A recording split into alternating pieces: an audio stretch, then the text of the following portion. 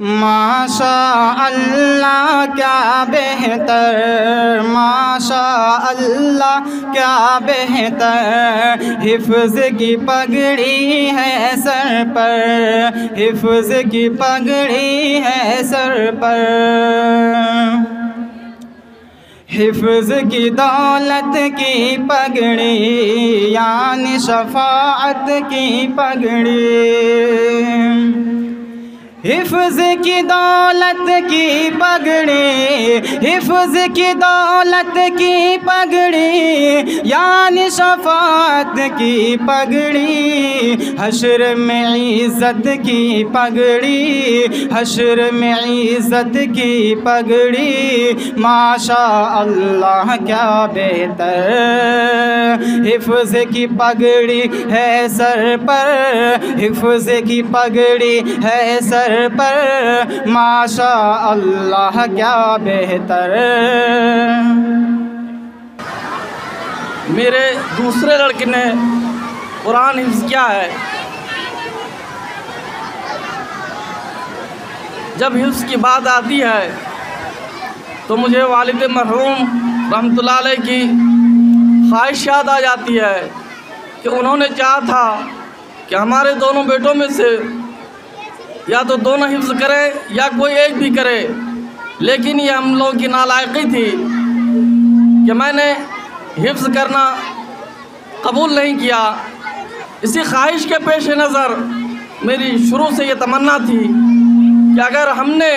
اس کام کو انجام نہیں دیا، اپنے والد کی خواہش کو پورا نہیں کیا، تو میری کوشش ہوگی کہ میرے بچے حفظ مکمل کریں، حفظ کریں۔ اور الحمدللہ اس سے پہلے نبیل حسن نے اپنا حفظ قرآن اور دور مکمل کیا، یہ بھی خوشی کی بات ہے۔ اور پھر اس کے بعد آج محمد عقیل حسن نے بھی اپنا حفظ قرآن مکمل کیا ہے، اور مجھے امید ہے کہ والد مرحوم کی جو خواہش تھی اس کی بخوبی تکمیل ہو گئی ہے کہ ان کے دو بیٹوں کے بدلے ان کے دو پوتوں نے اپنا قرآن حفظ مکمل کر لیا ہے۔ عزیزم عقیل احسن جو فارغ ہوئے ہیں، ان کے لیے سب آدمی دعا کریں، اللہ تعالیٰ ان کی حفاظت کرے، اور جو کچھ جتنا حفظ کیا ہے، قرآن حفظ کیا ہے، اس کو یاد رکھے۔ حفظ کی یہ بات آتی ہے تو تین چیزیں انتہائی اہم ہوتی ہیں، ایک ہوتا ہے یاد کرنا، دوسرا ہوتا ہے یاد رکھنا،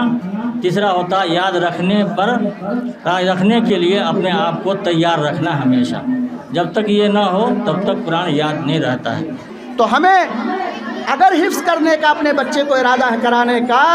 تو ابھی سے طے کر لیجئے کہ ہم اپنے بچے کو قرآن سے وابستہ رکھیں گے، تاکہ کل کو یہ قرآن کو